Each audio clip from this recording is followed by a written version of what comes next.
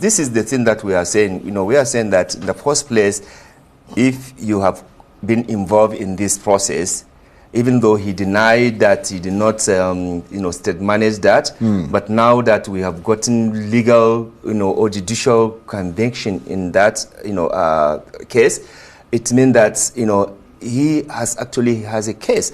And for him to preserve the sanctity, the dignity of even that, position as Senate President, he is like number 3 in the country. And if your election is having this serious integrity deficit, then definitely you need to make that sacrifice to show example that you are not desperate and you are not out there at all costs to stay in that position unless it is a personal interest. If it is for the public interest, there's no argument, there's no worry. You can simply step aside and even apologize to the nation, because there's no way the probe will go to jail and then you are sitting enjoying.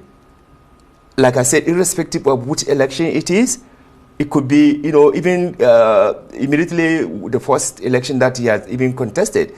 But the fact that crime has been committed and you cannot rob or, claim that, crime that has been committed. In other countries, if you are found guilty, even after 50 years, you will still go to, face the music.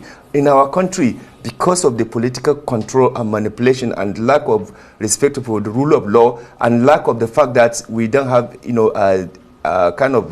political integrity in the system, people think that they can do. Impunity is all over, and they can even rig the election and say, let's meet in court. And that is why it's a very dangerous, and that's why, again, you see many unprincipled politicians are jumping from one place to another because they fear that they may actually win at the popular vote, and the people who wanted to take over that mandate, they will just meet in the court because already they may have planted all sorts of judges at the appeal court, at the various court, that when they go there, they will just simply collect that mandate. That is the reason why you even see this madness of defection. Not because they believe in President Ahmed Bola Tinubu or they believe in APC. It is because of the protection. They want to make sure that they continue to enjoy the power and the resources of Nigerian people. Not because they want to build a vibrant political parties that will be constructive in opposition, that will bring alternative policies and programs that Nigerians can see the difference between what they have been canvassing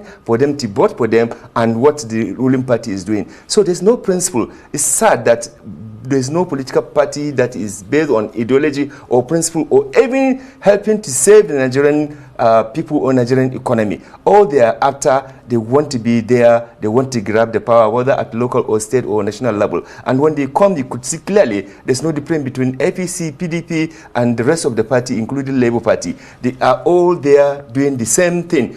And you could validate that even at the National Assembly. You could barely differentiate between the members of ruling party and members of the opposition parties. They all agree to what many Nigerians see as anti-evil legislature, because in legislature you have freedom of expression, in legislature you have freedom to debate and discuss for the national interest. Right now, in the National Assembly, if you speak against the leadership of the National Assembly position, you are likely going to be suspended or you are likely going to be, ambushed. So therefore, the politics in Nigeria has to change. We need to sanitize this, whole political system in the country to even give confidence for Nigerians who are not even in the electoral politics to now begin to go in. Right. But the way it is now, it will be extremely difficult if you do not do this dirty thing to get in there. First, you have to get dirty money to finance your election, to finance all sorts of agencies that can help you rig the election. Not campaigning on issues, not actually talking to Nigerians to see the problems they have. None of them is doing any need assessment to see what the problems are. For example, even the current leadership, they had promised so many things that, like electricity, like ensuring that they block leakages. There are so many things they promise. Nobody is asking questions, and because they don't really care about you, all they are interested, they grab the power and they are there and do whatever you want.